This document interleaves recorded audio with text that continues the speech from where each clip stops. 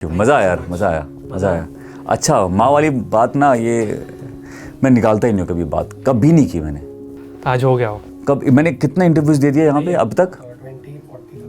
40 interviews दे दिए भाई मैंने, पॉडकास्ट कर लिया, सब कुछ कर लिया, लेकिन यहाँ पे पहली बार ऐसा है कि मेरी माँ के बारे में मैंने बात की, लेकिन मैंने उनको ठीक भी कर दिया। ठीक भी कर दिया, ठीक बहुत कर बड़ी दिया बात है एकदम। मैं एकदम फौजी हूँ यार इस मामले में। सेटबैक लगता है, तुरंत मैं अपने आप को ट्विन करता हूँ और तुरंत मैं ठीक करता हूँ उस चीज़ को लेकर, उस पर वर्क करने लगता हूँ यार। और ये हुआ यार मेरी मम्मी के साथ, तो मैंने पूरा वैसे ही किया।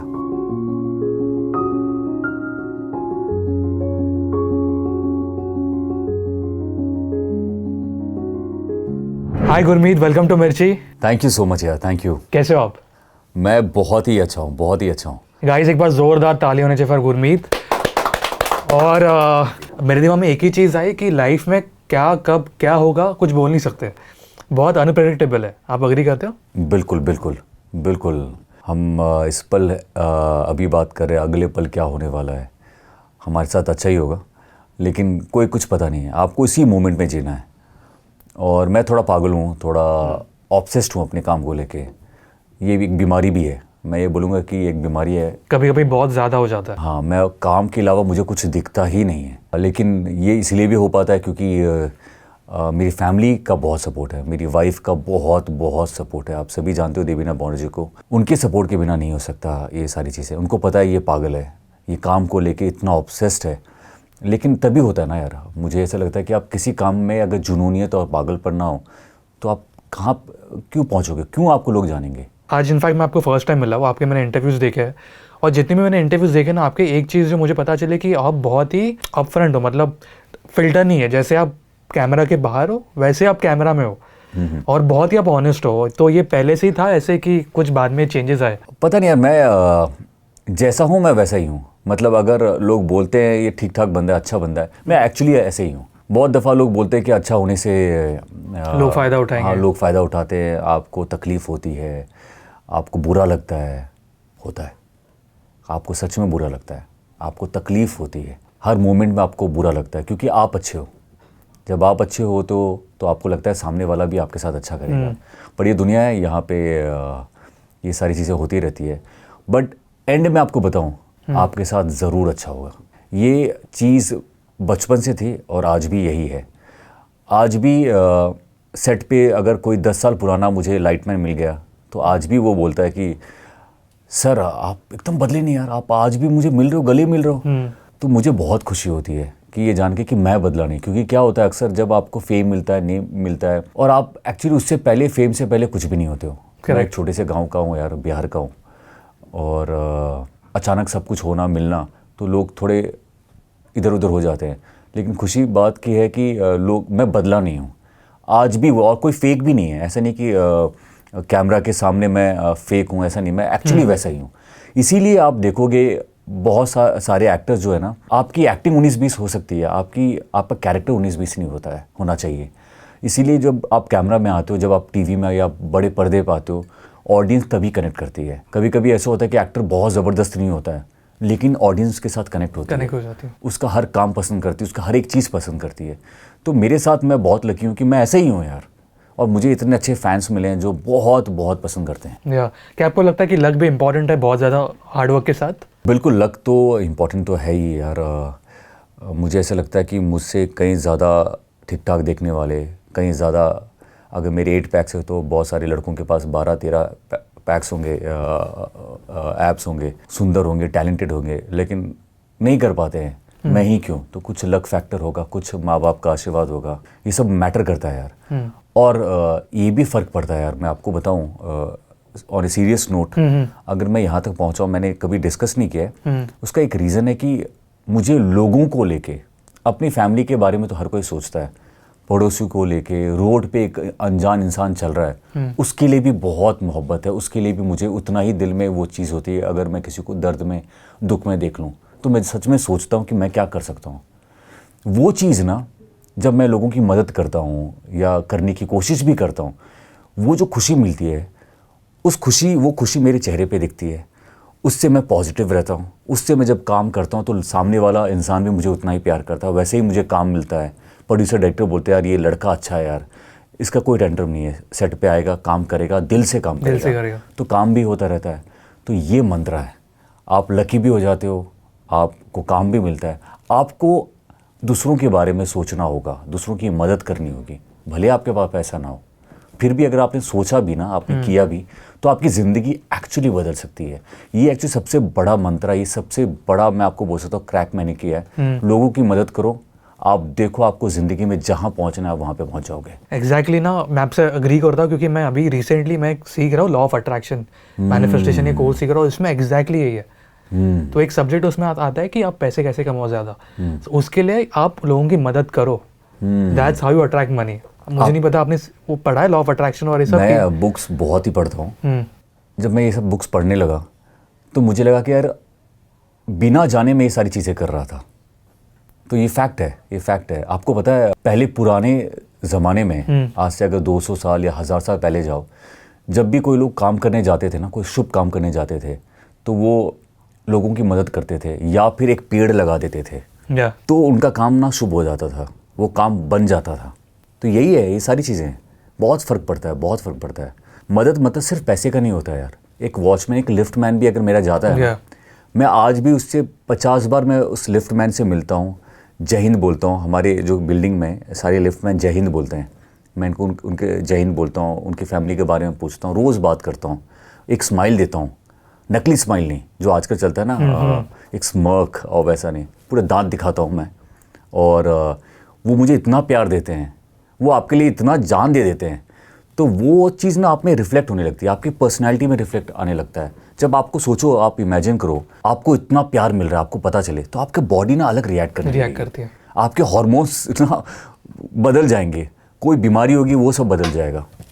ये एक्चुअली ना वॉचमैन का आपने एग्जांपल दिया, एग्जैक्टली 2 दिन पहले की बात है, बिकॉज मेरे बिल्डिंग में लिफ्ट नहीं चल रही है 3 दिन से, एंड मैं 16 फ्लोर चढ़ के जा रहा हूँ, 16 फ्लोर उतर के आ रहा हूँ, अभी जो बारिश हुई। और ये क्योंकि मेरी और मैं मॉम डैड के साथ रहता हूँ, तो हमारा भी वॉचमैन का रिलेशन वैसा कि हम लोग अभी नए शिफ्ट हुए एक नई जगह। तो जो आपने बोला ना एग्जैक्टली है, बीच में उनकी तबीयत खराब थी तो वो घर पे आए, उनको दवाई दी, तो जब हम लोगों ने इनकी हेल्प किया जो भी था, तो एक फीलिंग आती है उससे, आई डोंट नो मैं कैसे एक्सप्लेन करूँ, क्योंकि मैं उससे रिलेट कर पा रहा हूँ, एक है कुछ चीज़। बिल्कुल बिल्कुल, आपको बहुत पॉजिटिव एक ऑरा फील होगा अपने आप में। लाइफ चेंजिंग है यार, मदद करनी चाहिए, ये हर किसी की जिम्मेदारी है। अगर देश को बढ़ाना आगे, आपको अपने लोगों को बढ़ाना है, अपने आप को आगे बढ़ाना है, तो आपको अपने आप से निकल के दूसरों के बारे में सोचना ही पड़ेगा। मैंने इसके ना एक दूसरी साइड है, एक जो मैंने देखा है कि अच्छे लोगों के साथ बुरा होता है। आपने बहुत बार सुना होगा अच्छे लोगों के साथ ही बुरा क्यों होता है, आपने सुना ही है? हाँ, मेरे साथ खुद होता है, मैं खुद फील करता हूँ। जैसे मैंने आपको बताया, आप अच्छे हो तो आपको ऐसा लगता है कि आपके साथ भी अच्छा होगा, अच्छा होता भी है। देखिए इनिशियली आपको लगेगा कि लोग आपको वो नहीं कर रहे, आप जैसे लोगों को पता चलता है आप अच्छे हैं तो आपका फ़ायदा उठाते हैं, पर एंड में ना आपको बताऊँ आपके साथ अच्छा ही होता है। टाइम लगेगा बट होगा, टाइम लगेगा लेकिन अच्छा ही होगा, बेस्ट होगा।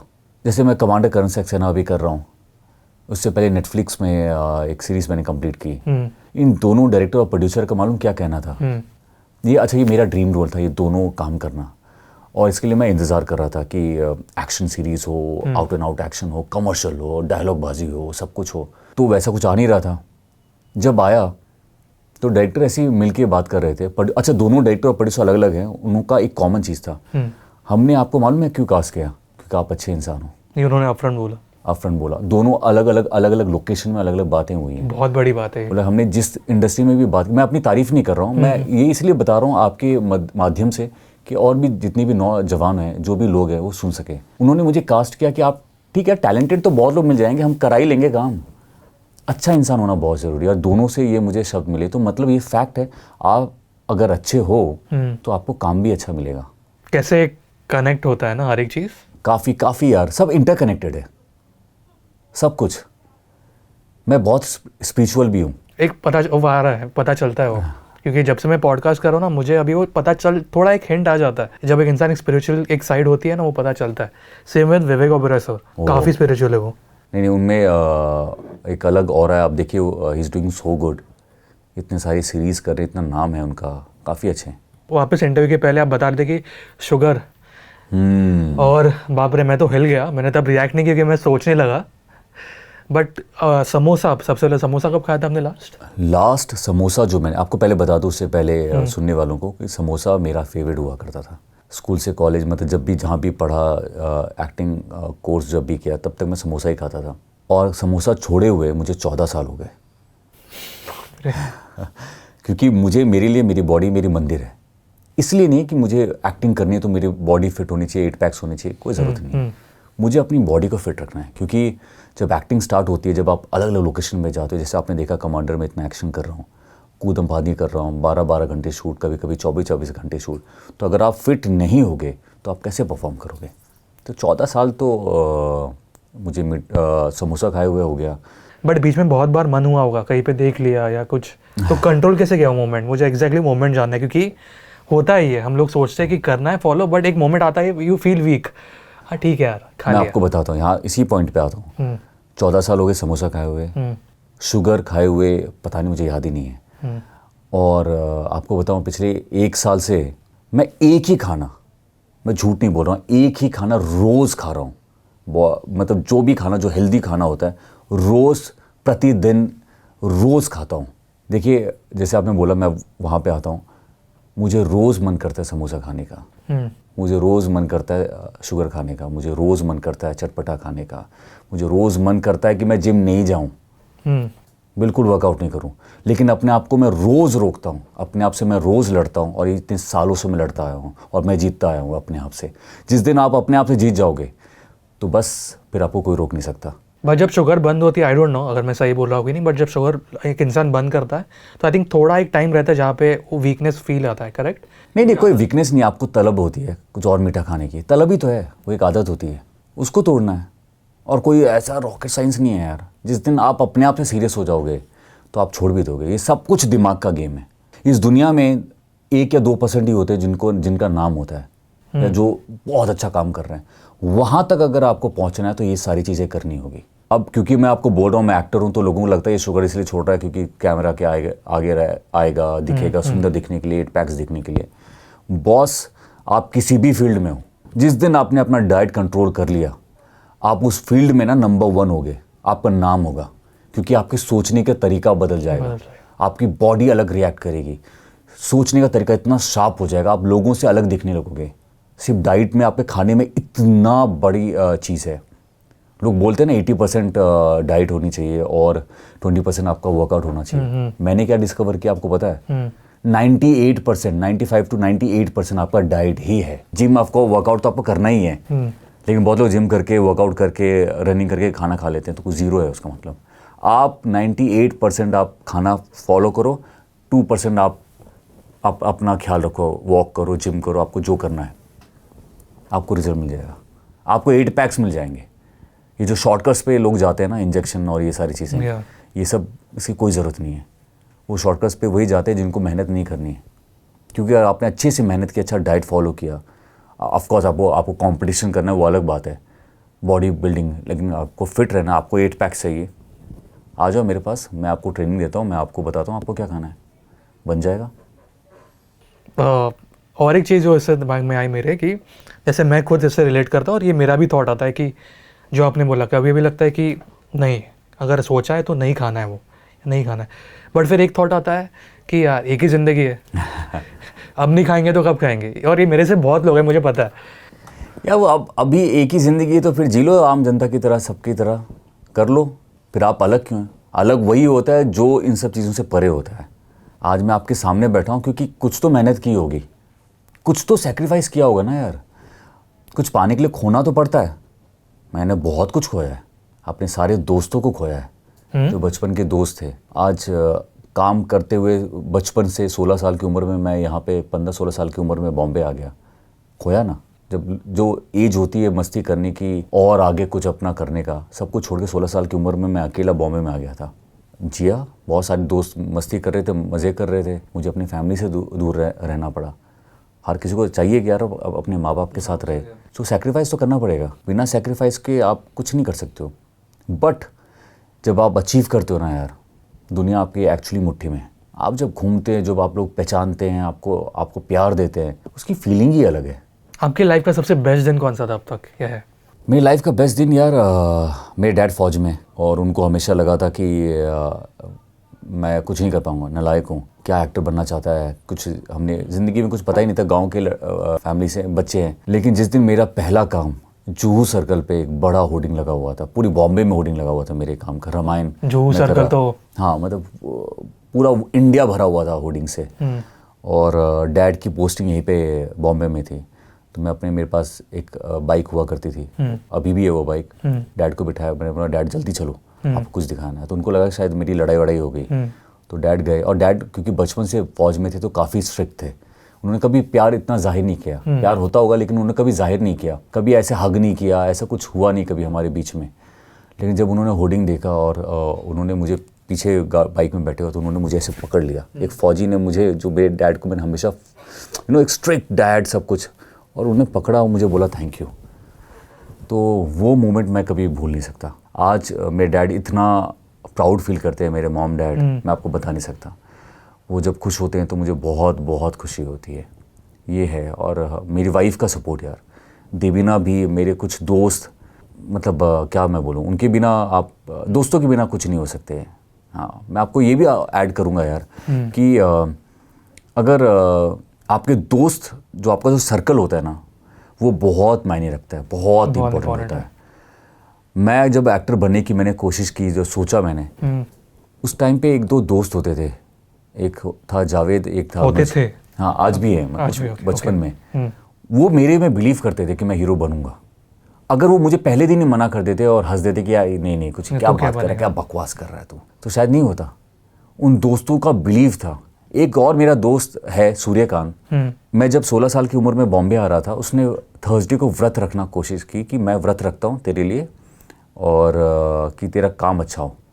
आज 20 साल हो गए, आज तक वो व्रत रखता है। सूर्यकांत जबलपुर का है, अभी भी वो वहीं पे है कि वहीं पे जबलपुर में है, और आज भी वो व्रत रखता है मेरे लिए। उसने बचपन में व्रत रखना शुरू किया था कि मैं इस फील्ड में कुछ कर पाऊँ। दोस्त हैं जो आपके बहुत ही नज़दीक होते हैं, क्योंकि माँ बाप से कभी कभी आप दूर रहते हो, काम पे स्ट्रेस होता है, आपको माँ बाप को स्ट्रेस नहीं देना है। दोस्त होते हैं जो आपके साथ रहते हैं, आपके इमोशन शेयर करते हैं, वो हैं जो आपको बना सकते हैं आगे। तो आज भी आप तीनों मिलते हो? हाँ, मिलते हैं, बात करते हैं। मिलना कभी कभी टाइम हो जाता है, कभी कभी एक दोस्त तो कभी कभी बॉम्बे आता है तो हम पुरानी बातें करते हैं फ़ोन पे। आजकल सबसे अच्छी बात है व्हाट्सएप पे वीडियो पे बात हो जाती है। हाँ मतलब हाँ, मैं उनके टच में हूँ। हाँ, मतलब जब आप तीनों तब एक साथ थे, और अब क्या क्या चीज़ें चेंज हुई जब आप तीनों मिलते हो? बिल्कुल पुरानी वाली कौले बातें स्टार्ट हो जाती है। पहले तो, अब तो सोफिस्टिकेटेड हो गए हैं थोड़े, माहौल में रहने लगे। पहले जो बदमाशियाँ होती थी, पुरानी बातें याद करते हैं, काम की बातें होती ही नहीं है। उनके साथ बचपन में यहाँ पे ये बदमाशी की थी, ये गर्लफ्रेंड थी, उसकी ये गर्लफ्रेंड थी, उसने ये किया था, वो, उसी दुनिया में हम फ्लैशबैक में चले जाते हैं। आई थिंक दोस्तों के साथ टाइम बिताना इज़ द बेस्ट थिंग, मतलब वो थेरेपी है एक। बिल्कुल, बहुत आप, मतलब आप अकेले कितना रह सकते हो, आपको एक तो दोस्त होना चाहिए जो आप, जिसके साथ सारी चीज़ें शेयर कर सकते हो। ये ना मेरे साथ भी होता है जब मैं इंटरव्यूज़ लेता हूँ। अगर कोई एक इंटरव्यू सही नहीं गया ना, तो जैसे मैं स्टूडियो से बाहर निकलूँगा, शाम को मैं बोलूँगा, फ़ोन करूँगा दोस्त को, चल आज खाने जाते हैं, आज मूड सही नहीं है, सही नहीं हुआ है, तो हम लोग यहाँ से जाते हैं खाने कहीं पे, और फिर खा के हम लोग घर जाते हैं। तो वो दोस्ती इतनी इंपॉर्टेंट है। नहीं बिल्कुल, मैं तो उनका कान, मतलब उनको पकड़ डालता हूँ। जैसे मेरा एक और दोस्त है रोमांच, जो बॉम्बे में बना, अब तो वो मेरा भाई जैसा है, बहुत सालों से है, मतलब सब कुछ है वो। रोमांच एक्टर भी हैं, रोमांच मेहता। मैं जब भी कुछ सीरीज़ करता हूँ, फिल्में करता हूँ, वो देखता है, उसका मैं कान से खून निकाल देता हूँ। इतना एक ही चीज़ बार बार पूछता, कैसा था, ये कैसा था, वो कैसा था, ये क्यों हुआ। तो वो बेचारा सुनता रहता है, सही से मुझे जवाब भी देता रहता है। तो वो ऐसे दोस्त चाहिए यार आपको। कुछ अच्छा नहीं हुआ तो आपको दोस्त चाहिए, तो बैठ के उनके साथ, उनके सामने रोना भी, दुखी जाहिर भी करना, हंसना भी, और जब मिलते हैं तो हंसते भी हैं। तो ये अलग अलग लाइफ है यार दोस्तों के साथ। जो आपने कहानी बताई, मुझे उससे एक फिल्म याद आई, बिल्लू, SRK सर की। आपने देखी हो फिल्म SRK सर की बिल्लू? बार इरफान सर, और हाँ, मुझे उस फिल्म की याद आई। हाँ, वो गांव के होते हैं और फिर वो शिफ्ट होते हैं, और बहुत साल बाद, मतलब थोड़ा डिफरेंस है बट इमोशन वही है। वही, नहीं बिल्कुल। मेरे दोस्त, हमने सारे फ़ौजी के लड़के हैं, फ़ौजी के बच्चे हैं, और आपको पता है कि इतने पैसे तो होते नहीं थे हमारे पास। उसी पैसे में पापा घर भी चलाते थे सबके, हमें मस्ती भी करनी होती, सब कुछ होता था। मेरे दोस्तों ने का सेक्रीफाइस तो ऐसा था कि उन्होंने मुझे आगे बढ़ाया, ऐसे करके आगे बढ़ा दिया, मुझे यहाँ तक पहुँचा दिया। खुद वो जहाँ तक पहुँचना चाहिए तो वो वहाँ पे, मतलब मेरे लिए उन्होंने इतना सेक्रीफाइस किया। उनके जो क्रूशियल 2-3 साल थे वो मेरे पीछे उन्होंने लगाया।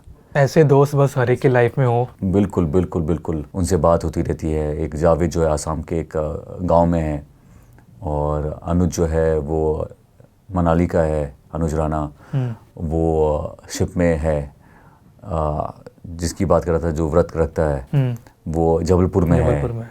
रोमांच यहाँ पे है। तो मेरे सारे लोग पुराने लोग हैं, और बिलीव में मेरे इंडस्ट्री में कोई दोस्त नहीं है। दोस्त मतलब सबको दोस्त बोल सकते हो, लेकिन जो दोस्त होता है जिसके साथ आप बैठो रोज बैठ के बात होती है हफ्ते में, कोई नहीं है। ये मैंने बहुत बार सुना, बट ऐसा क्यों है? मतलब क्यों नहीं बनते? क्योंकि ऑब्वियसली प्रोजेक्ट खत्म होने के बाद सब शिफ्ट हो जाते हैं दूसरे प्रोजेक्ट में, इसीलिए? नहीं, लोगों के होते पता नहीं है। मुझे ऐसा लगता है सबसे पहले तो मैं खुद का बहुत बड़ा दोस्त हूँ, क्योंकि मैं अपने आप में अकेला रहना बहुत पसंद करता हूँ। फिर मुझे लगता है मेरी फैमिली, देबीना, अभी 2 छोटे छोटे बच्चे हैं, 2 साल में अभी मैं डैड बन गया हूँ।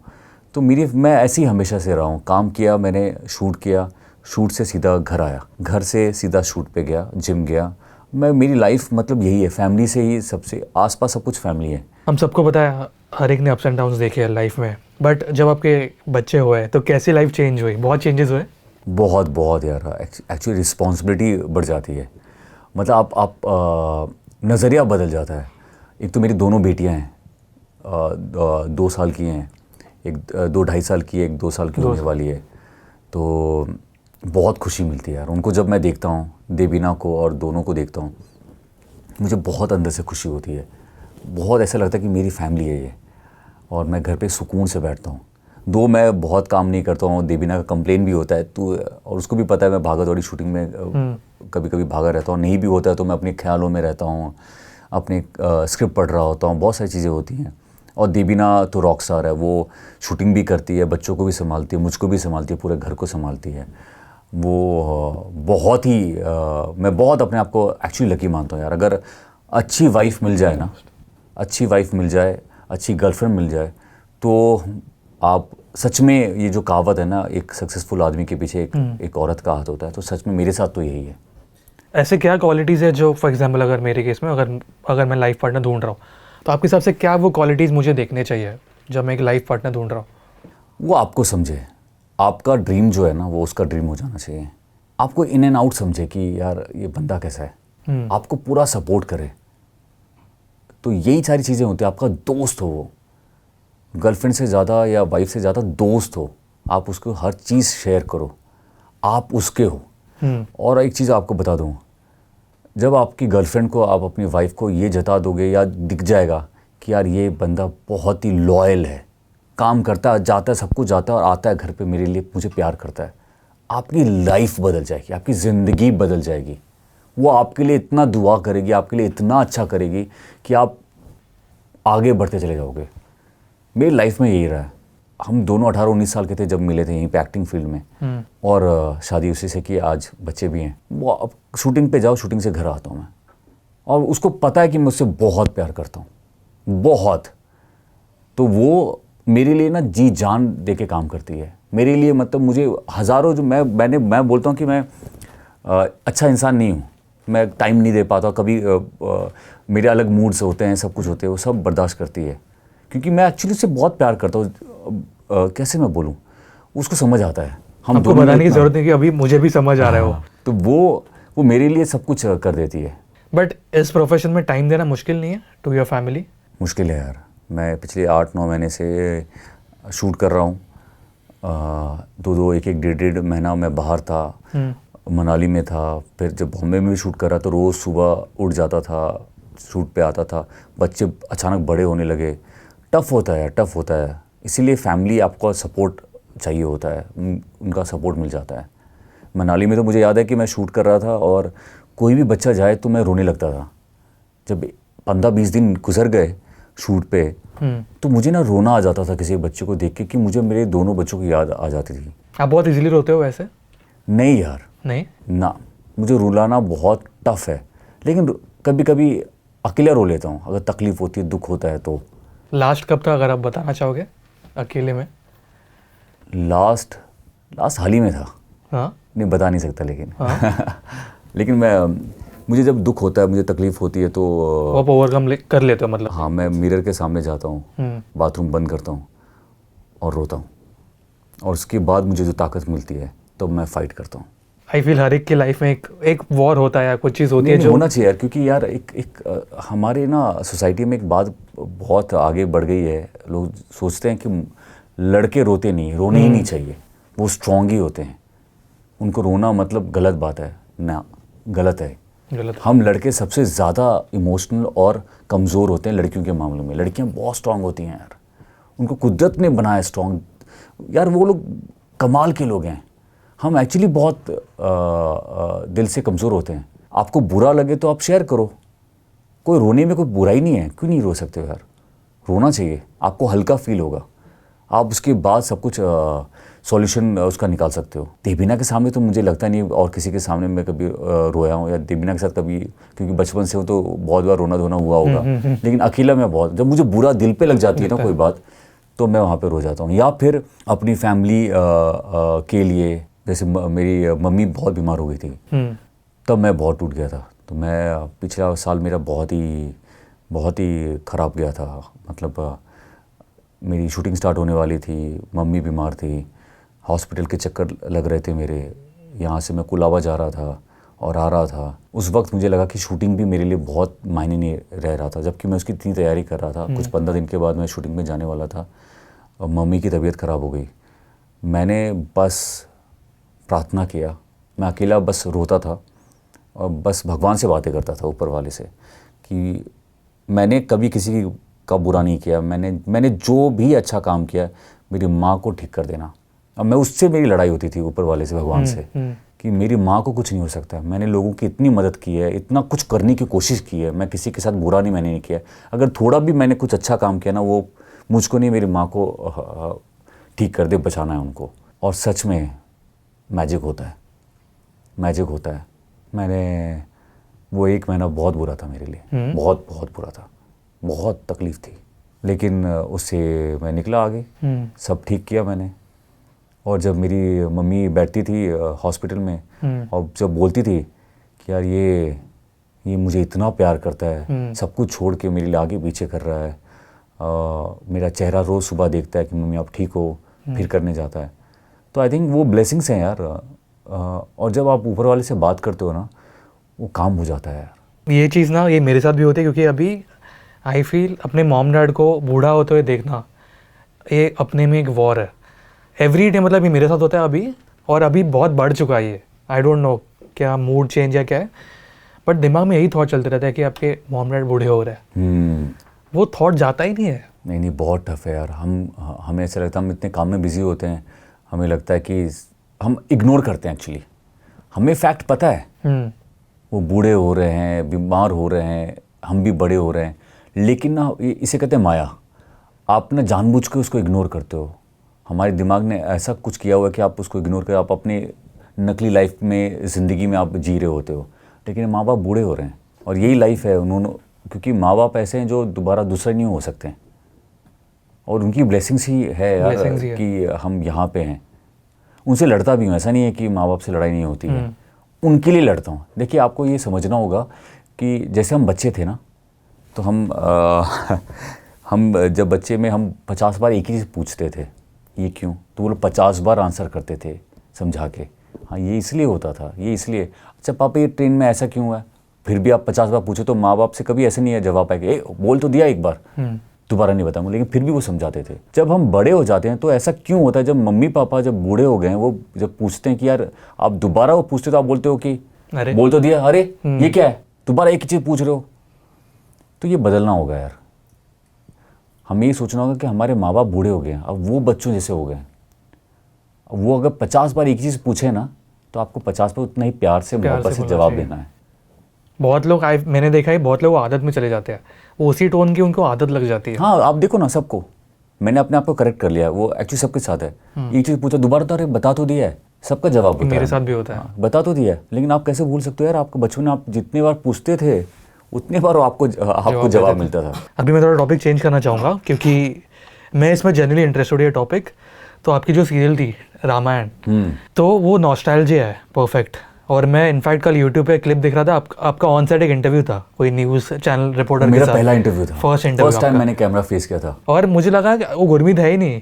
वो कैरेक्टर वो पता चल रहा था, वो ऐसा लगता कि भगवान साक्षात इंटरव्यू दे रहे। मैं मजाक भी नहीं कर रहा, वो पता नहीं आई फेल्ट कि आप कैमरा के लिए कर रहे हो, पहले से प्लान था, मुझे नहीं पता। नहीं यार, वो कंटारा फिल्म देखी है आपने? हाँ। जब मैं कंटारा फिल्म देख रहा था, एंड में ना मेरा हाथ ऐसा हो गया था जेन्युइनली, जब आप वो देखते हो क्लाइमैक्स में। फिर मैंने कंटारा के जो डायरेक्टर हैं उनका इंटरव्यू सुन रहा था, उन्होंने बहुत अच्छी बात बोली। और मुझे भी ये लगता है, जब आप ऐसे किरदार बनाते हो उसमें ना एक एनर्जी होती है, वो एनर्जी आती है, वो आपसे वो किरदार करवाती है, वो फिल्म या सीरीज़ करवाती है और वो चली जाती है। उस टाइम पे, उस जगह पे, ये उस माहौल में ये चीज़ें आनी होती है। तो वो एक ताकत है, वो एक एनर्जी, एक ताकत है। साइंटिफिकली आई थिंक आप हर चीज़ तो अभी प्रूवन होते ही जा रहा है। आप प्रूव तुरंत नहीं कर सकते, लेकिन आने वाले साल में आप देखोगे वो भी प्रूव हो जाएगा। तो ये बिना उन ताकतों के नहीं हो सकती है। तो आपके साथ ये सब सेट पे हुआ था? पता नहीं यार, मैं आपको बताऊँ, रामायण मेरा पहला काम था, फर्स्ट मेरा बड़ा काम था, इतनी बड़ी रिस्पॉन्सिबिलिटी। और मैं सिर्फ 24-25 साल का था। मैं बस 24-25 साल में रामायण करना है, इतना बड़ा किरदार करना, क्योंकि राम जी का प्ले करने के लिए मैच्योरिटी चाहिए, इमोशन चाहिए। लेकिन आज भी उसके बाद, रामायण के बाद मैंने इतने सारे काम किए। जब भी दूसरा काम मैं देखता हूँ तो मुझे लगता है यार यहाँ पे बेटर कर सकता था, यहाँ पे ये क्या मैंने कैसी एक्टिंग की। रामायण एक ऐसा सब्जेक्ट है जो मैंने किया है, जो कि मेरा करियर का पहला काम था। आज भी मुझे ऐसा लगता है कि मैंने ये कैसे किया, इतना अच्छा कैसे हो सकता है। वो भी फर्स्ट एक पावर होती है, एक ताकत होती है यार। ऐसे आइकॉनिक कैरेक्टर्स या ऐसे किरदार करने को जब मौका मिलता है, आप तभी कर सकते हो जब आप में वो ताकत है। ऐसी कोई चीज़ सेट के ऊपर या कुछ भी जो किसी को नहीं पता आज तक रामायण के बारे में? मैंने कहीं बोला भी है, लेकिन फिर से मैं आपको बताना चाहता हूँ, बहुत इंटरेस्टिंग है। रामायण मैंने 1.5 साल काम किया। आप तो जानते हो कि रामायण बुक में इतना पावर है कि लोग बोलते हैं जब आप बुक पढ़ो तो आपका सोचने का तरीका बदल जाता है, सोच बदल जाती है, आपको जो चाहिए ज़िंदगी में वो मिल जाता है। राइट, हमने सुना है रामायण पढ़ना चाहिए। मैंने 1.5 साल राम जी का किरदार उसी वस्त्र में मैंने बिताया, 12 घंटे में उसमें रहता था। तो लास्ट डे शूट था मेरा, उसके बाद हमारा सीरीज़ कंप्लीट हो रहा था। आपको तो पता है राम जी ने सरयू नदी में समाधि ली थी। तो वो एक ऐसा सीक्वेंस था जहाँ पे हमने शूट किया था कि बहुत सारे गांव वाले लोग आते हैं और उनको बोलते हैं कि राम जी को मना कर रहे हैं कि नहीं जाओ, आप समाधि में मत जाओ। पर राम जी, क्योंकि सीता जी चली गई थी, सब कुछ चला गया था, तो वो समाधि के लिए सरयू नदी में जाते हैं। तो जो सेट लगाया था, जो सेट भी नहीं था एक्चुअली, बड़ौदा में एक नदी है, वहाँ पे हम शूट कर रहे थे। तो डायरेक्टर ने मुझे बोला था कि एक कैमरा नदी के बीच में था और 3-4 कैमरा थे। तो उनको चाहिए था कि गुरमीत, आप नदी में जाओगे और आप ना पानी के अंदर जाते ना, आप कुछ सेकंड्स के लिए रुकना आप, क्योंकि हमें चाहिए कि राम जी नदी में गए, समाधि लिया और वहाँ पे हमने फोकस शिफ्ट किया, वहाँ पे पूरे गांव के लोग रो रहे हैं। तो और 1.5 साल के बाद मैं कर रहा था, सारा चीज़ फ्लैशबैक आ रहा था, और करीबन 15 मिनट का वो शॉट था, गाना भजन ये सब कुछ चल रहा था।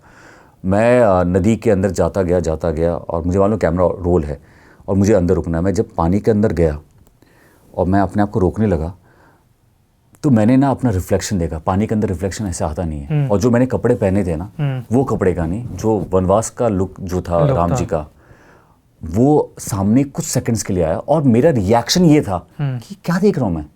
और मुझे उसी सेकंड कुछ थॉट में आया कि यार पानी के अंदर तो रिफ्लेक्शन आ ही नहीं सकता, पानी के अंदर आप थोड़ी ना देख सकते हो। और वो एक इमेज आई और मुझे लगा पहले कि मैंने शायद जो कपड़े पहने हो सकता वो, लेकिन वो कपड़े भी मैंने पहने हुए नहीं थे, क्योंकि मुझे एक्चुअली में पानी में मुझे होल्ड करना था। कुछ 10-15 सेकंड हुआ होगा और मैंने ऐसे देखा, अपने आप को ही देखा और वो ओझल हो गए। और फिर मैं ऐसे निकला, पानी के बाद शॉट खत्म हो गया था। मुझे ऐसे लगा कि अचानक से ऐसे लगा कि कोई ताकत थी और वो चली गई। कुछ तो डेफिनेटली था। हाँ, कुछ था यार। वो मतलब वो मैं इतने सालों में इतने बार लोगों को बोल चुका हूँ कि कुछ तो होगा ही, वो एक ताकत तो होगी, वो एनर्जी तो होगी। क्योंकि आपको पता है वो रामायण कितनी चली थी, बहुत चली। तो मुझे लगता है कि आप एक किरदार जब करते हो तो आप एज एन एक्टर भी आप इतने किरदार जीते हो यार अपनी लाइफ में। एक लाइफ में आप कितना किरदार जीते हो।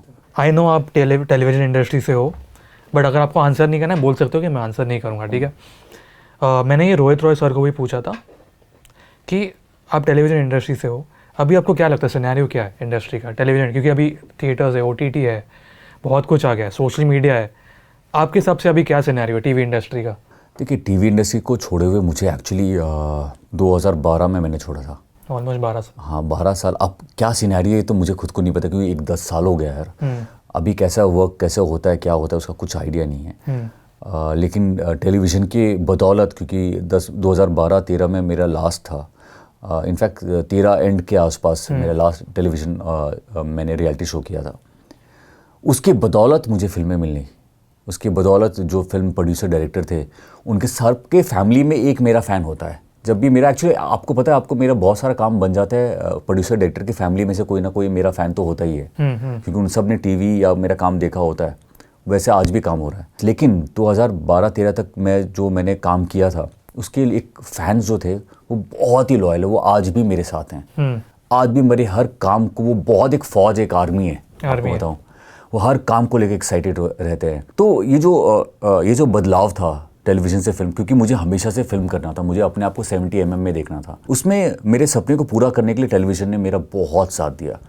फिल्में कर रहा हूँ, उसके बाद OTT अब आपको पता है इतना बड़ा हो गया है।